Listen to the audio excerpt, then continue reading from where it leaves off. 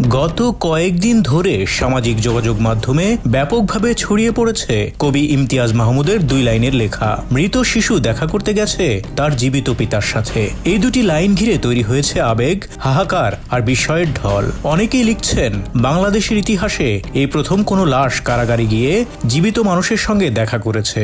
কিন্তু এই বিস্ময়ের ভিড়ে প্রশ্ন থেকে যায়, এই ঘটনা কি সত্যিই প্রথম, নাকি এটি নির্বাচিত স্মৃতিচারণের একটি উদাহরণ, যেখানে কিছু কষ্টকে বড় করে দেখা হয় আর কিছু কষ্টকে ইচ্ছাকৃতভাবে ভুলে যাওয়া হয়।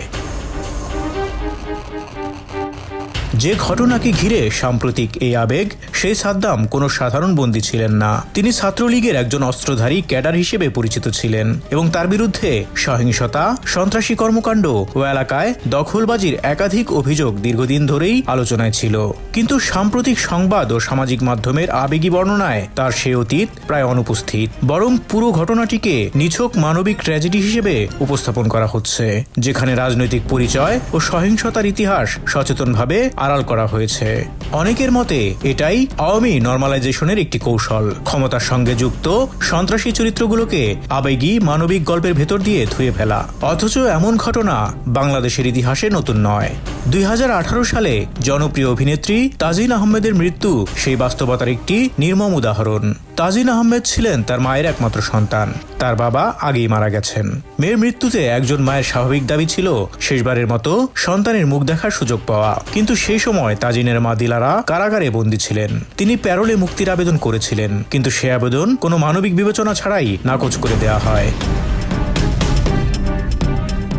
শেষ পর্যন্ত বহু অনুরোধ, চাপ এবং আনুষ্ঠানিক জটিলতার পর একটি সীমিত অনুমতি দেওয়া হয়। তাজিন আহমেদের মরদেহ কারাগারের বাইরে নিয়ে আসা যাবে, কিন্তু মা কারাগার থেকে বের হতে পারবেন না।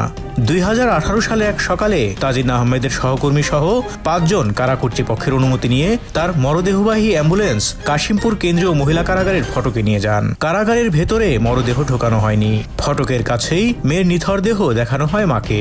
একমাত্র সন্তানের লাশ দেখে তিনি কান্নায় ভেঙে পড়েন। কিছু সময় পর আবার সে অ্যাম্বুলেন্স ঢাকার উদ্দেশ্যে ফিরে যায়। সেদিনও একটি লাশ কারাগারে গিয়ে জীবিত মানুষের সঙ্গে দেখা করেছিল, কিন্তু সেই ঘটনায় কোনো কবিতা লেখা হয়নি, সামাজিক মাধ্যমে কোনো হাহাকার ওঠেনি কিংবা নৈতিক বিস্ময়ের জন্ম দেয়নি। কারণ সেই মৃত্যু কোনো ক্ষমতাসীন দলের সন্ত্রাসীর পরিবারের নয়, বরং তা ছিল একজন বিরোধী রাজনৈতিক পরিচয়ের মানুষের ব্যক্তিগত ট্র্যাজেডি। তাজিন আহমেদের মায়ের বিরুদ্ধে কোনো সন্ত্রাসী কর্মকাণ্ডের অভিযোগ ছিল না। তিনি কোনো ক্যাডার রাজনীতির সঙ্গে যুক্ত ছিলেন না। পারিবারিক সহিংসতা বা আত্মহত্যার প্ররোচনার মতো অভিযোগও তার বিরুদ্ধে ছিল না। তার একমাত্র অপরাধ ছিল বিএনপির রাজনীতির সঙ্গে যুক্ত থাকা।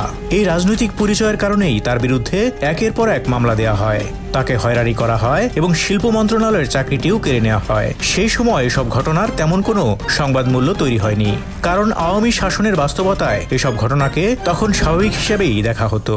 এই প্রেক্ষাপটে প্রশ্নটা আবারও তীব্র হয়ে ওঠে, মানবিকতা কি রাজনৈতিক পরিচয়ের উপর নির্ভর করে? কোনো বিশেষ রাজনৈতিক দলের একজন অস্ত্রধারী ক্যাডারের পরিবারের ট্র্যাজেডিতে যদি কবিতা হয়, কান্না হয়, আবেগ ছড়িয়ে পড়ে, তবে একজন বিরোধী রাজনৈতিক পরিচয়ের কারণে কারাবন্দী মায়ের চোখের সামনে মেয়ের লাশ দেখার ঘটনা কেন ইতিহাসের অন্ধকারে হারিয়ে যায়? এই বৈষম্যই ধীরে ধীরে সমাজে একটি বিপজ্জনক বাস্তবতা তৈরি করে, যেখানে অপরাধীরা মানবিক আবেগের আড়ালে নিষ্কলুষ হয়ে ওঠে আর নির্দোষ মানুষের কষ্ট কোনো নথিতেই জায়গা পায় না। Desk report, Dhaka express.